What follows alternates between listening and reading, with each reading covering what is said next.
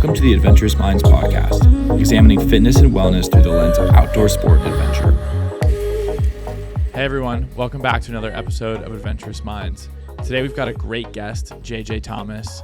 JJ himself is an Olympic medalist, and he is also the Team USA snowboard coach. JJ first came on to the global scene in 2002 when he went to the Salt Lake City Winter Olympics and came away with bronze in the halfpipe event. After a slew of injuries derailed JJ's career, he managed to regain his edge and return to competition in 2010.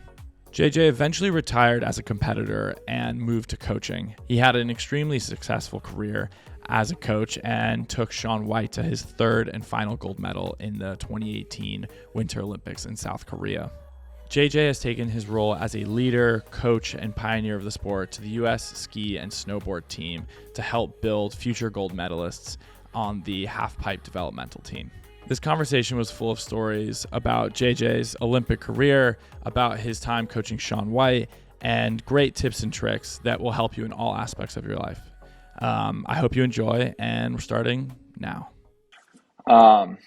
First off, thanks for coming on. I've been looking forward to getting to chat with you for a while. Yeah, man. Thanks for having me. It's crazy to think summer's already over. Did you manage to get any time on the snow this summer, or you just been chilling on the beach?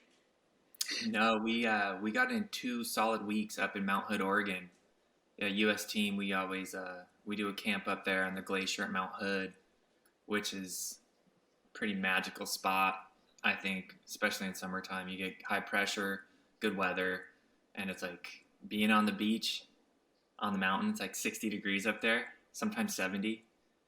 And we had a killer camp for 2 weeks, so that was pretty insane. And then other than that, just being a dad and doing my thing down here in San Diego. Nice. Yeah, is that where Windell's is? Yeah, exactly. Wendell's, High Cascade. It's really a mecca. It used to be, and it still is, but it's a cool place. I've been going there since I was 13 or 14. Yeah, I can remember seeing videos coming out of Windell's when I was growing up, and I was like, God, I really want to go there. That looks so cool. I still recommend it. Actually, now more than ever. If you don't want to do the public, even their public stuff, like kind of watch it and see if they had a good spring, because that dictates the summer. But if it's good, I mean, just text me, Vic. Should I go to Hood this year for a couple days? And I'll tell you, because it is worth it. It's awesome. Yeah. Cool. Well, you've had such an interesting kind of career and life. There's a lot I want to talk to you about. But why don't we start with your origin story? What was it like growing up in Golden? Golden was a great place to grow up. For those who don't know, it's just the west side of Denver, Colorado. So we're that little town right before you go up the foothills up I-70. And it was a fun, growing up in Denver was awesome. You know, it was pretty cowboy town back then. You know, it was all about John Elway, the Denver Broncos, and whatever else. But it was cool having access to the mountains. You know, Loveland Ski Resort was 50 minutes away back then. No traffic ever in the 90s. So I'd go up skiing on the weekends with my parents. And I liked it. I didn't totally love it, but I definitely liked being in the mountains. And we'd go maybe 10 times a year. And then in the late 90s, mid 90s, I started seeing snowboarders on the hill. And that just, my eyes perked up. I was like, what's that? And started that up, and the rest was history. Nice. Yeah. Growing up in Golden seems like such a cool place, particularly at the time before the madness that Colorado is now. I mean, it's just insane out there, the development and, the amount of people on the mountain. It's incredible, but I can imagine it's very different 20, 30 years ago. Yeah, but it also, Golden's like cool now. People are like, Golden, I like it there. I want to live there. When I was growing up, if you lived in Golden, it was kind of, you could get made fun of. It was like a hick town and like a blue collar, Coors factory town. It wasn't cool like it is now. So it's been really cool to see Golden develop and become this, I don't know, kind of not an epicenter, but a cool spot in the Front Range of Colorado. People really like it because of the access to the mountains, and it's like everywhere. It's changed a lot, but for the better. People love it, and It's funny, you know how it is growing up, and you hear about where you grew up. There, like, I love it there, and you're from there. It's not as special, maybe, even though it is. It's always different. Yeah. But it was. I'm lucky, very lucky. I grew up there. I couldn't ask for a better spot, really. Yeah, were your parents into skiing or snowboarding? Yeah, my mom and dad were, and then they split when I was like 4, and then my mom met stepdad, and they worked downtown Denver, and he is not a skier. He's a golfer and baseball guy, so he kind of got me in those directions. So I had the nice split, you know. I had the ball sports, golf, and then the background kind of adventure dad. So that's what bred me to where I was. Um, but yeah, my parents were skiers. I mean, I think that's what ended us up in Colorado. They loved skiing, and look what they made. Yeah. Well, but you went over to the dark side at some point and you switched over to snowboarding. Yeah, but they were supportive. I mean, it would when snowboarding came on the scene in the mid '90s in Colorado, it was such a wave. You could just feel the momentum. It was such a change that was actually needed because the resorts were kind of stuffy. It was fun, but it was just kind of sleepy. And you started seeing these packs of young snowboarders on the hill, and the culture shifted. So they were really supportive of me taking my first lesson. I think I did a half day, like a 2 hour lesson at Arapahoe Basin on the Bunny Hill. I met a friend. I remember eating beef jerky with him. He like homemade beef jerky or something on the lift. And we kind of learned to turn that day. And once you learn to turn on a snowboard, you link that toe to heel side. It was a different feel than skiing, where skiing feels really good too, but something about standing sideways and just having two edges and the back and forth has this rhythm and flow to it that I think obviously relates to surfing and skating a lot. And I just went and like something changed in me, and I was like, oh my gosh, this is epic. Like this is the most epic thing I've ever done. And I just got obsessed with it. And I was probably 10 or 11 when that happened. And I've been on the same path now for 30 years. So it's Well, weird you were how there you change your life. you were there at the perfect time. I mean, it's really hard for me to think of snowboarding as a new sport because when I was growing up, it's well established. There was no question about it was already in the Olympics, and it's hard to imagine 10 years prior when it still hadn't been an Olympic sport and it was still kind of like on the cusp of becoming a kind of a um, globally recognized sport. It's a pretty cool time to be, you know, at the top of a sport. Yeah, no, in hindsight, it was great timing looking back. You never know at the time because you're in it. But it was fun. It was just a fun thing to be. It's kind of this is kind of a funny comparison, but it's almost like you can compare it to social media now. Like you see these new apps come on, like, wow, that's really cool. And kind of like when Instagram came out 10 or 11, 12 years ago, and then TikTok, now it's Be Real. You know, they come out and you can feel the enthusiasm around them. And people are almost fighting and figuring out how to use it and do it. That's kind of what snowboarding was. It just had this energy about it that people loved and were gravitating towards. And everyone was so nice, especially being a kid. Imagine you're 12 and you show up to Big Bear or wherever you ride, but you were one of the only kids basically. So if there was any other older snowboarders, it wasn't like, who's that kid? They were like, yo, what's your name? You want to come with us? Jump on the lift. Like it was just instant family. So that's something that's been lost in the mass numbers, but everyone's still cool and nice to each other. So, but that's what hooked me for sure. Is just the love from the older guys and girls. It was so cool. Me and my friends were like, man, we have friends everywhere we go. We just have to walk around with our snowboards, and we're in this instantly initiated into this massive family of cool people that were really nice. So it was a great thing to be part of. That culture definitely still exists because I've grown up skiing my whole life, but I also surf and I skate, and I've just decided this year, like, all right, and I've snowboarded a handful of times, but I'm like, I feel like I'm missing out right now. Like, I'm gonna learn this year properly, get a board, like, go down the rabbit hole, and finally really get into it, which I'm really excited for because it seems like that when you're on the mountain, it's like I honestly feel like I'm missing out on something. It's crazy. Yeah.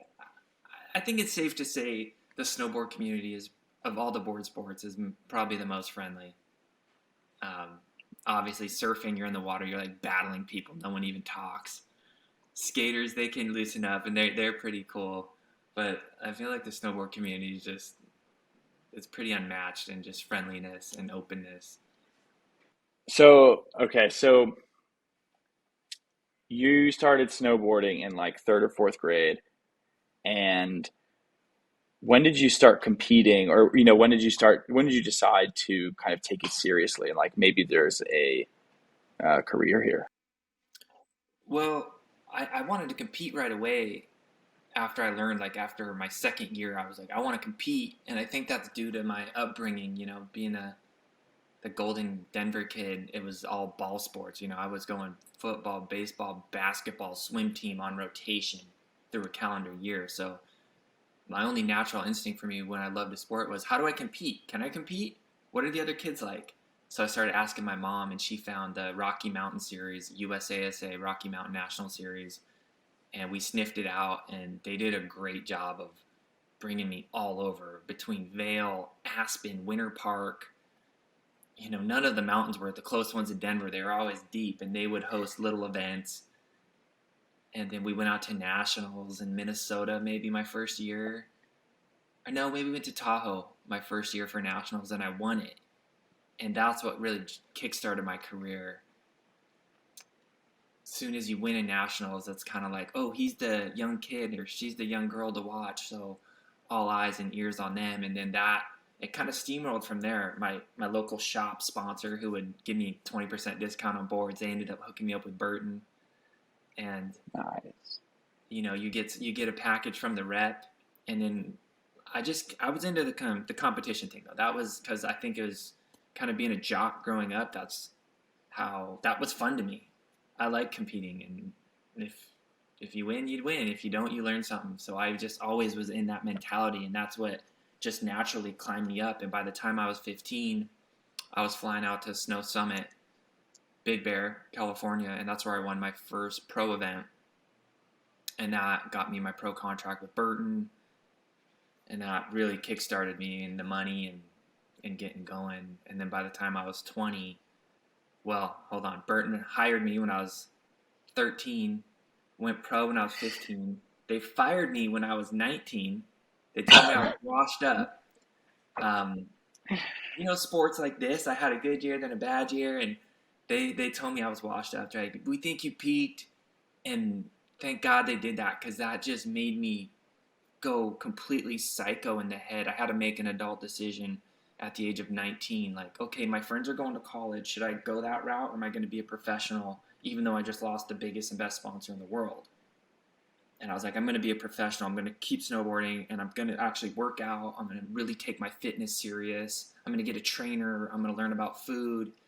And I'm really doing it to prove them wrong, because I'm mad, mad, mad, mad. Just like when a girlfriend dumps you and you just want to go out and be successful and say, you shouldn't have dumped me, I'm rich now. It was like that. I just had something to prove.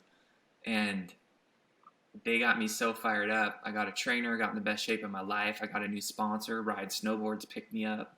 Oakley started making outerwear. And the next winter was Salt Lake 2002. And I made the team, won the X Games, got a bronze. The rest was kind of history from there. But that was the teenage years that really shaped me, and those highlights are what I really stamped on my psyche. Yeah, I mean it's crazy to think that after losing Burton, I mean it's a common story, you get knocked down like that and then you just work twice as hard. But that doesn't mean it's easy. It's really hard to do. Yeah, it was. And back then, Burton and Volcom and Oakley were such big sponsors. A lot of people, if they lost them, they would just be like, oh, I'm out. Like, no Burton, I'm going back to college, or I'm going to go work at my dad's farm, or whatever they did. Hmm. But I had to make a decision. I was like, do I go to, get back, do the school route, get back into that, or go try this, take the risk? And it was just what I needed, actually, because I needed to become more professional. I needed to start working out. I needed to start getting trainers around me and understanding food and hydration. And once I did that, I was cooking. Yeah, and it's an interesting point because I feel like with adventure and extreme sports, it's often that people just participate in the sport. That's how they practice, that's how they get better. But I feel like, the era that you're talking about is when, people like you realize like, oh, we actually can train for this. We can get in better shape that will improve our performance. Yeah, I think it's typical in all sports, but especially action sports. And let's be honest, practice is the best way to get better and become great. But once you go, once you kind of mature and you hit your height, say you're 18, you're done growing, there comes a time where all of a sudden you're really sore, and you used to never get sore, and then you start getting hurt more. And you're like, what's going on?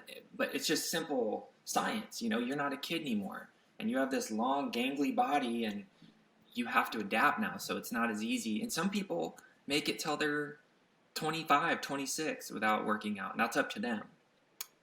But I think these days, the progression in all sports can be thrown back to how everyone cross trains now. We know about food. We know about different kind of workouts that can affect each sport differently. And Hmm. along with the massive amounts of practice and just logging your time on the hill to become a specialist, you add in the nutrition, the PTs doing the right type of body work, coaches telling you the things, the books to read. That's why all sports are just going through the roof, I think. Yeah, no, I completely agree. Um, And just sorry, take it back for a minute. So when you were in, did snowboarding get added when snowboarding was added to Nagano in '98? Was that a little bit more fuel on the fire? Like, oh, like now this is kind of being this is a global opportunity. Did that give you steam to kind of get to 2002? Yeah, it did. I was pretty young. I was 16, but I went out to two of the events and I watched the qualifying process. I even did the events, did horrible in them, but didn't. No one expected much.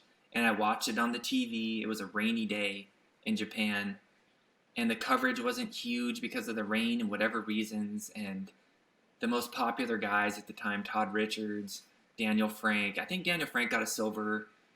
Terrier was the best snowboarder at the time. He boycotted it. He didn't even do it. So it was this weird thing. Like it was in the Olympics, but okay. And then by the time 2002 came around, I think the main difference for me was that it was in my backyard. It was in my neighboring state of Utah. I can't, if it was in Europe, I don't think I would have been as keen to pursue it. But just knowing it was going to be in my backyard, I was like, man, I'm 20. I like halfpipe, and the Olympics are coming here. I should try out for this. And then my team manager at Oakley, who was also my one of my mentors, Joe DeRazio, he was like, "Hey, I know everyone thinks filming and shooting photos is cool, and it is, but you should really try out for the Olympics and like really go for it."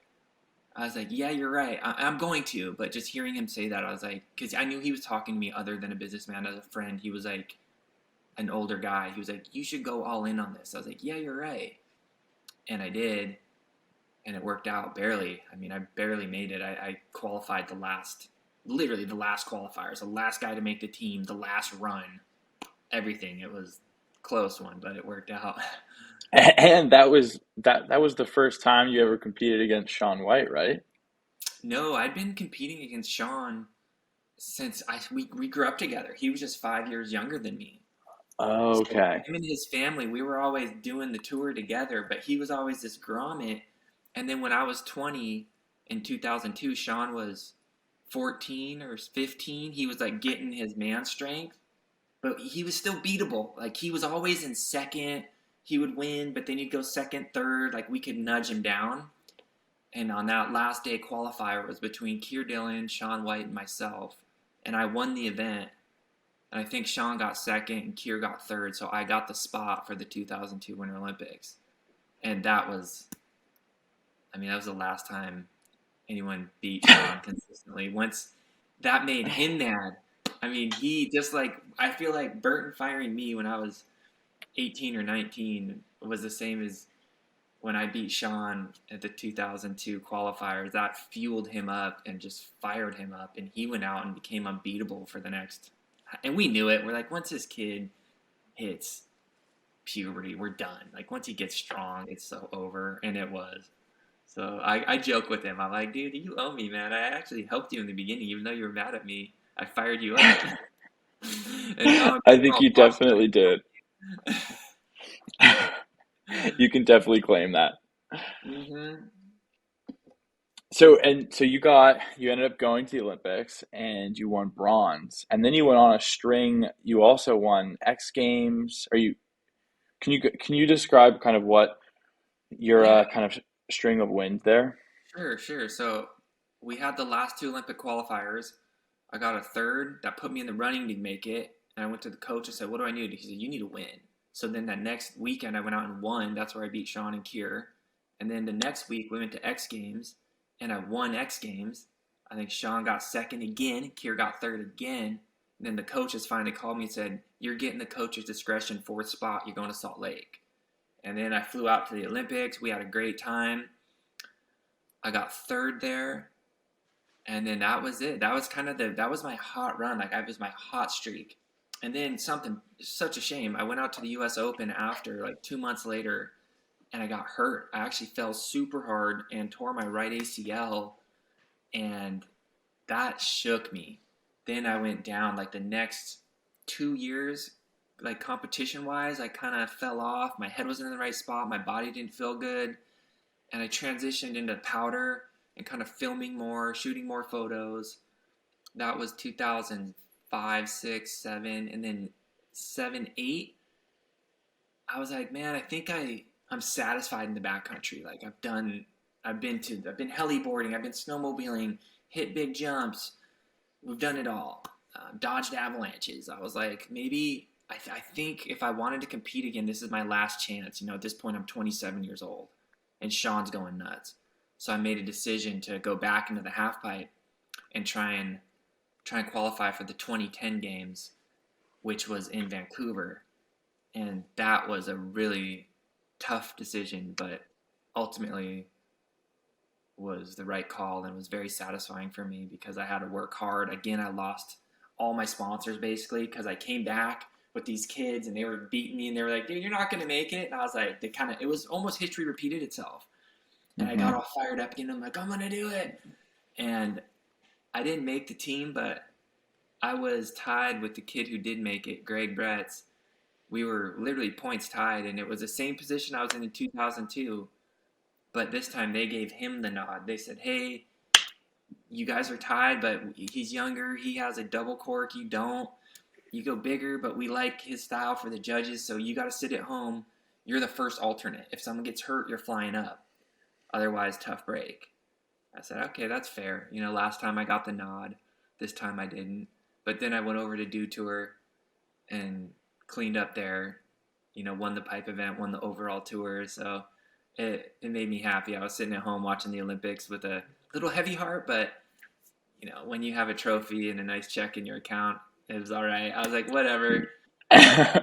And listen, I knew at that point I was up with those days and my end of my career, 2010. I was just trying to get top five. Like a third place was a win for me.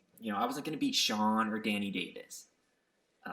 And then if now and then I could get in there and get a third place against Lego and Louis and these guys who were riding so good, it felt like a win. And I was getting those, but I knew if I even made it there, I'd been like top six somewhere. But it was cool. That's really what sent me, I think, into retirement. Satisfied man is that last ditch effort I put in just to let people know and let myself know that that wasn't like a one trick, you know, uh, one lucky run. I was like, hold on, I wasn't focused enough my whole career. I was always getting sidetracked to the powder. And so when I went back and just refocused again, I was like, oh, I can do this. And to be honest, at the end of my career, 2010, I was snowboarding better than I ever had been, even when I was younger. I was more consistent. My style was better. It was really enjoyable for me. So it was a sweet little send off in the end. Yeah, I mean it's amazing to kind of hit your stride, nearly a decade-ish later like that, Right. and to be in and out of competition for that long that's really hard to do and pretty uncommon in action sports. And particularly that era of kind of 2002 to like 2010, where the sport was pushed like it's never been. You had Shaun going off, you had Travis Rice pushing it like crazy. I mean, it's a crazy time to not make an exit, but to be in a different part of the sport and then come back into competition where it's just like it's kind of a whole new thing at that point. It was. I had to change my whole style. I really had to take what I was doing in the powder, these like off axis rodeos and flips into the pipe, because before it was just a MIG twist and then flat spins. And now when I came back, it was double corks and these beautiful sideways cork spins, and everything was different. I was like, I don't know if I can do this, but I think I can. And that's where I lost my sponsors. I came back with the old guy style, and they're like, he's done. But I stuck with it, and I was able to really rebrand myself and find a whole new way of riding half pipe by the time I was 28, 29, 30. And those were my best years. I had the most fun, and it was just, I'm glad I did that. It taught me a lot and really set me up for my coaching career. Yeah, I was gonna say it seems like you were meant to do that because it's what liaised you into your coaching career now, right? It's the Yeah, end of your competing career. 100%. Because without doing that, I wouldn't have had the relationships I had with the guys who got me into coaching and led me to this point. So yeah, you're right. I guess it was meant to be looking back. Um, yeah, so I know you had a big crash. Um, I'm pretty sure it was in the half pipe, and Louis was the one who came to Yeah. kind of first met you after you fell. Can you kind of describe what happened there? Yeah, that was probably 2011, and we were getting ready for the first comp of the Winter World Cup in Copper. And I went out on my signature trick. I was warming up, but I was like, all right, I'm gonna go fast and just lace like a big frontside air and do a huge McTwist, like probably 13 feet over the deck or something. And as I left, I could just feel my board. And a half pipe to come back in, you have to leave perfectly off your tail like this. But I left like this. There was no spring off it, and I knew it. But I was upside down flipping, and I was like, this isn't good. I'm going to hit the deck. And sure enough, right when I saw it, I was on the coping, hit, bounced 22 feet to the bottom onto my side. And then it went a little blurry. I don't really recall, but I just know I wasn't well. I was pretty rocked in the head, and I heard kids and ice around me. I heard someone like, oh my gosh, and yelling. I was like, this can't be good. And then I heard a familiar voice. Louis Vito's like, hey, Jay, it's Louis. I'm going to pick you up. You're all right. I'm going to pick you up. And he scooped me up, and we just side slipped down. He's like, you good? And I was like, yeah. And he brought me over, and I just laid by the speaker until the medics came down. And they were like, concussion tested me. And they were like, you don't even know who the president is or what you're doing. You're not competing. And I was bummed. I was like, all right. And to be honest, that whole run, that second half of my run, that 28, 29, 30-year-old stage of my life, everyone was like, how long are you going to go for? And I wouldn't say it, but I knew in my head, I was like, I'm just going to keep going until I crash hard again. I only think, you know how many crashes you have left in your body and brain. And I was like, I got one big one left, and my ticket got punched. So I was like, I think I'm done. I don't want to not know who the president is anymore. And on top of it, I did tear my ACL, but at that point, I didn't even care about a knee. They could fix those really well. I just didn't want to be hitting my head as I was getting older. So I got the knee surgery, recovered fine. And then 3 days later, Louis called me after surgery and was like, hey, would you coach me while you heal? Well, what do you think of coaching? And I just said, man, I don't know. Let me sleep on it. And then the next morning, I was like, let's try it. But knowing once I started coaching, that's a kiss of death to my sponsors and my career. But I was like, maybe I should take this risk. It kind of fell into my lap. And Louis was hot at the time. I mean, it was him and Shaun. So I knew I was signing up for a good ride. And we went on for 2 years and had a great run. And him and his dad employed me privately. And it was really my crash course into coaching. And it was a great learning experience for me and Louis. We did awesome. You know, we had tremendous wins together and some tremendous losses too. So it was a full on coaching 101. Yeah, what was that like transitioning? I mean, obviously, it seems like a natural evolution coming from an athlete to a coach, but there's still a lot, like, it's extremely different. How hard was that transitioning into a coach and trying to teach the things that, you It's both do? it's hard. There's certain things that are easy and certain things that are challenging depending on your personality and everything. But um, it was cool. It was really a good experience, and it humbled me fast. Because as an athlete, you're so all about yourself, and it's the JJ show or the Timmy show. You're just all you because you have to be to get up there. And then when I switched to coaching, I was like, wait, I'm like a caddy now. I'm not the golfer. I'm literally the caddy or the swing coach on the range, being like, nice man, now let's do this. So it was a shock to the ego, and your whole identity change was that was probably the hardest part. Teaching someone and helping them, that comes pretty quick. You're not great at first, but you listen to other coaches, and you kind of you find your style. But it was more the identity shift and the ego. Like, wait, I'm just like a camel now, man. I'm like, give me your bag. Here's your snacks.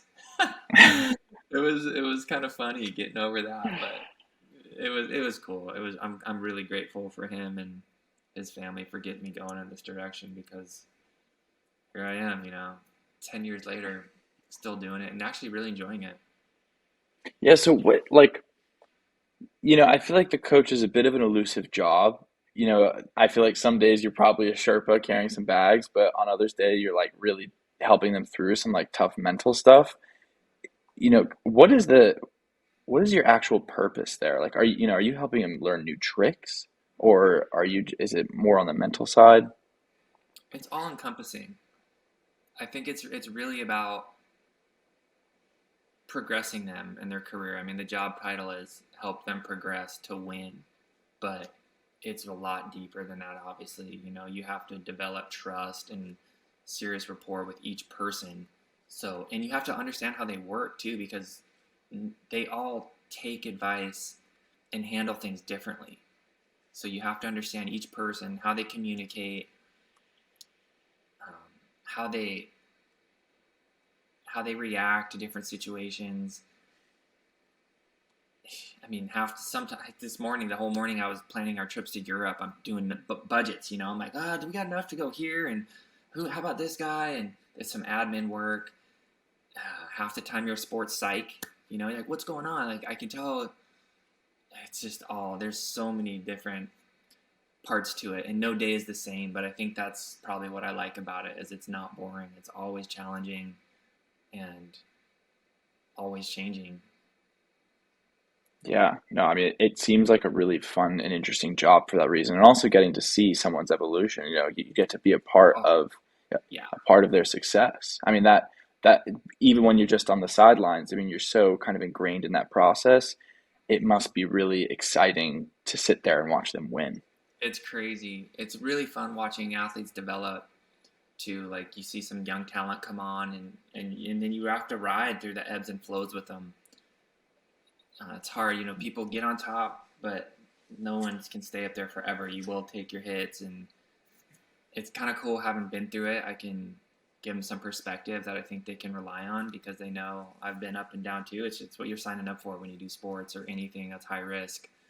You're gonna you're gonna have your makes and you're gonna have your breaks, and you gotta just ride through each one with the attitude that'll keep you going. Yeah, I mean, it must be cool to have you as a coach because they watched you have such a career where you just kept showing up and like you kept pushing and going further. I mean, I feel like it's important to have somebody inspirational like that, that's helping you through because, just like you said, like for all the wins out there, there are some really hard losses and getting people to keep showing up through that. I mean, I can't imagine how difficult that is. Yeah, thanks. It is. It's hard, but I think having that experience that they can relate to, and I can always fall back on times where I've gotten knocked down, which unfortunately for me was way too many. My career was just like this. I mean, brutal. So I can speak to the lows.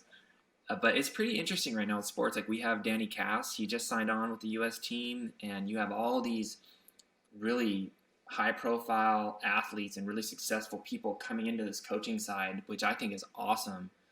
And it's giving these kids so much. I mean, imagine having Danny Cass as your coach. He's coaching the rookie team right now on the team. He's won the US Open like 8 times. Yeah, he's just the guy. I think he's the best half pipe rider besides, Shaun of all time, top 5.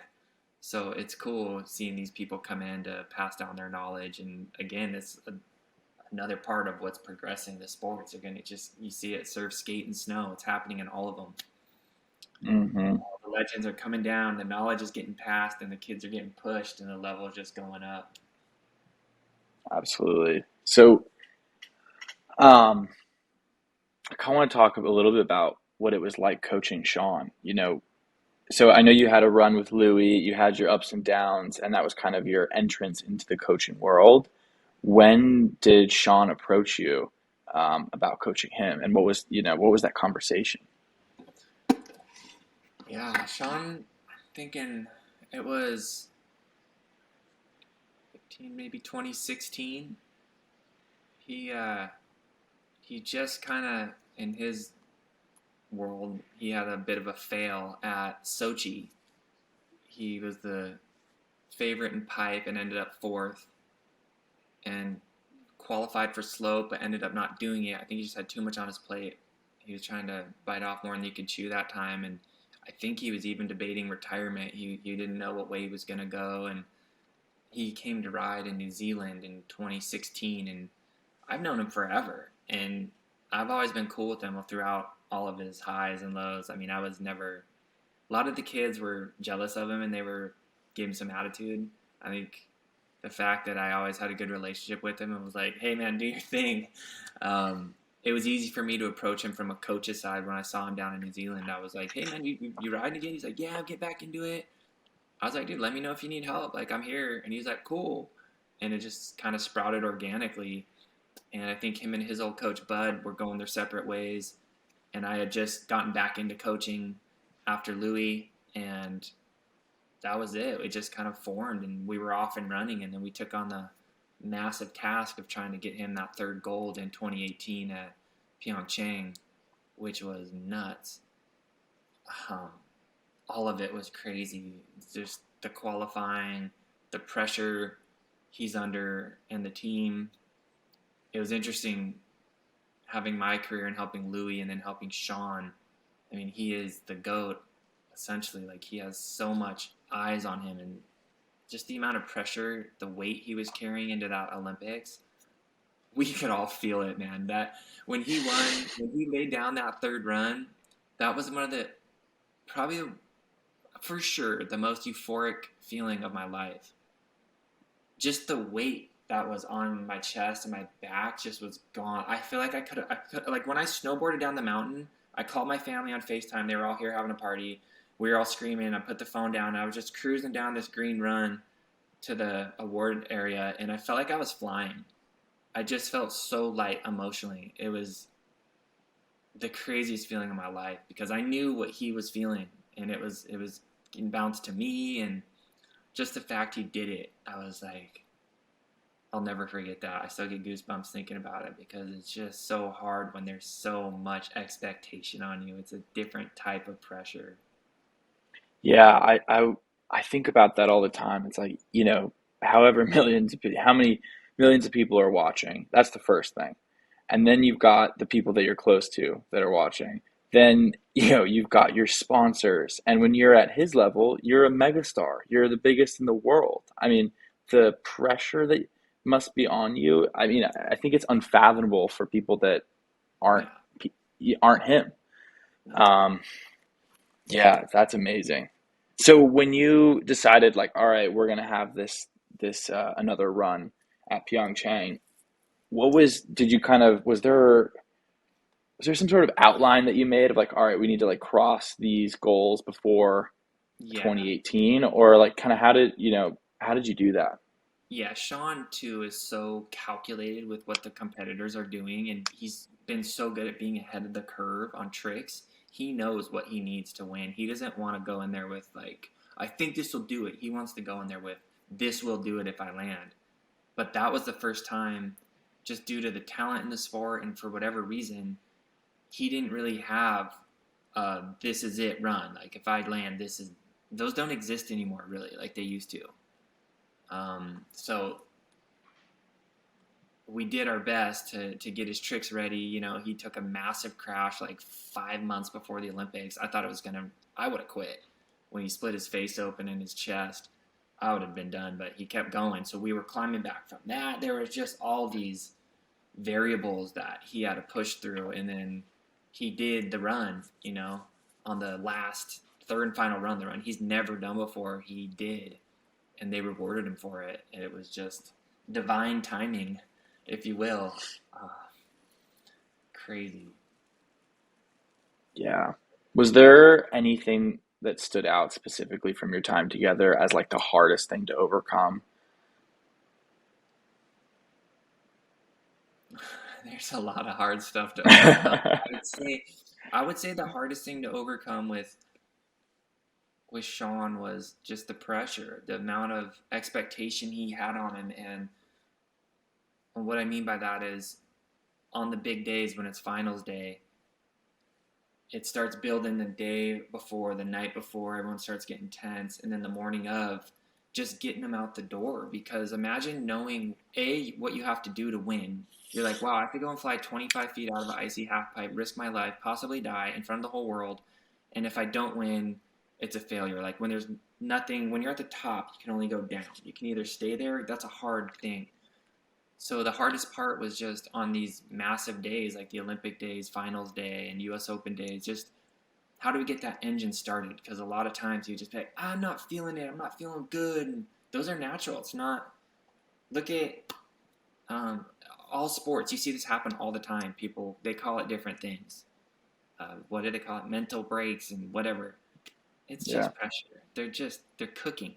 They're boiling under pressure. And it's not fun. So that was the most difficult thing, was figuring out as a coach and a friend, how do I get us out the door as a unit? And just what I learned is it's one step at a time. Like, let's not think about the run. How about we just go outside? But I always gave an out. I said, let's just go ride and do practice. And if you don't feel good, let's make something up and we'll get out of there. We'll be on the first flight home. I'll tell them you sprained your back or something, you know, whatever. Like, let's just get on the lift. Let's ride. Practice Yeah. went pretty good, you know. Let's see how it goes. And typically, when you get these competitors to the gate, if you can just get them to the start gate, and the gun goes and they're off and running, they'll perform. The hardest job is getting them to the start gate when everything in the whole world's watching. That's a lot of pressure, and I think you're seeing across all sports. You see a lot of people bowing out and giving all kinds of excuses, but it's a pressure cooker. Yeah, I mean, are there any techniques you use with them to help them cope? Like I know the last time we spoke, we talked briefly about breath work. Are there any things like that that you try and bring to them to help them deal Yeah, with the pressure? yeah. I think how you're breathing, efficient breathing plays a massive role in how you handle stress. So I always try and yeah, but to your point, techniques for handling pressure cooker and stressful situations. I kind of have this pyramid I go by. I think your breathing is essential and it's overlooked all the time. People don't really pay any attention to it, but if you just understand that breathing through your nose 24/7, that alone will increase your ability to handle massive amounts of stress and improve your sleep and control your nervous system. That's number one. So I always hammer my athletes and just remind them, breathe through your nose, tape your mouth shut at night, and just simple breathing techniques. It's simple: in 6, out 6 through your nose, nice and light. In 4, out 4, whatever it is, but just through your nose. That's huge. Second is food. I mean, if your nutrition's on point and you're eating okay, and if you're eating well, sleeping well, and breathing well, you're going to be able to handle a lot of stress, way more than you ever could. If those three get off, if the sleep's off, or your nutrition's off, or your breathing's off, we're going to have problems. So I try and focus, tell everyone, pay attention to your sleep, pay attention to your breathing, pay attention to your nutrition. That pyramid right there will really set you up to handle massive amounts of stress. that's my go-to. And then besides that, it's who you're surrounding yourself with. That's when the coaches and the friends and the girlfriends and everyone needs to come into play to work together to support these people along their paths, and just have good company that you can rely on, that doesn't stress you out and can hopefully keep a good perspective on everything and keep the mood light when you need to, and also crack the whip when it has to be cracked. So it's that little pyramid along with the personality of whoever you're with or whoever your coaches or friends are. But be cautious of the company you keep, because they will bring you up or down. Yeah, there's one kind of quote that I live by. It's like you're the average of the five people you spend the most time with. Because I mean, it's amazing how much your environment and the people around you affect you. I mean, you can even just a week and you'll start to see a difference in yourself. So it I wish matters a it wasn't lot. true, because I have my friends and whatever that I love, but I'm like, I know they're not good for me, but I love them. I mean, I think everyone has that issue. I do I too. I'm like know. counting the five. I'm like, I don't know about this. I know but it is the truest statement ever. But I think as long as you're paying attention to your company you keep, and that little pyramid of breathing, nutrition, and sleep, I think you can do crazy, crazy amounts of accomplishments and handle way more stress than you ever thought you could if you keep those three intact. Yeah, absolutely. I I was watching your TEDx and you talk about the three principles to kind of achieve anything. And what were they again? Gosh, I'd have to. It was basically like showing up. I'll give you a rundown. They were show up, Yeah, reach out, yeah. and I can't Never remember give the up. last one. Never give Persistence. up. That's it. Yeah. Persistence pays. Kind of what you were saying, and that is the truth in sports. That's like the view from above. I do think that almost in everything, whether you're in school, going to sports, but just that ability to show up consistently and keep going, like just do the work, that consistency day after day, in the gym, on the snow, on the track, whatever you're doing. The people who consistently show up all the time always win. And then the people who have the courage to reach out and say, hey, I don't know this, I'm not an expert in this field, or maybe it's something deeper too, like maybe it's personal, like getting that support around them, I think is huge. I wish I would have known this when I was competing. And also just the persistence, just don't give up. Just the person who just keeps pushing, they always come out on top. It's crazy. It's so simple, but time and time again, you see it in whatever it is you're doing. The person that's just quietly on the corner, just trudging along, the rabbit in the hare thing. They're just kind of Yeah. cruising. You're like, or the tortoise in the hare. The tortoise kind of wins. They're just steady and slow, but keeps going and always come out on top. I mean, I think that's solid advice for any pursuit. Um, I think we're at a pretty great note to end on. So I think we're kind of getting to that point. Is there do you have any final words or want some parting advice for me on my snowboarding journey? No, just thank you for this time, and enjoy the snow when you go and do it. Just don't be afraid to find out how you want to snowboard or how you want to do your sport. Find those inspirations, find the gear that fits your style, and just be open to it, because it's fun. You're gonna have a great time, and just feel free to reach out as you get going if you need any snippets of advice on anything. But just enjoy it, man, and pad up. Be protected. Don't, like my kid. I'm teaching him how to skateboard. He's padded from head to toe, and he loves it.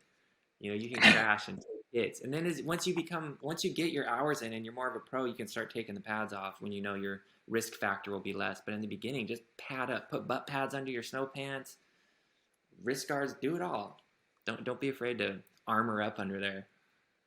All right, that's good advice. I definitely will, because last thing I want to do right now is go and get injured. So, Yeah, and if you listen, pad up, it's safe. And the beauty of snowboarding is no one can see it under you. So, I mean, you should see these guys when they're doing the stuff in the Olympics. They got back braces. They're ready to go. Wow. It's funny. That makes a lot of sense, but I honestly hadn't thought about that. Yeah, just armor I up, bet they man. are. Yeah. All right. Sweet.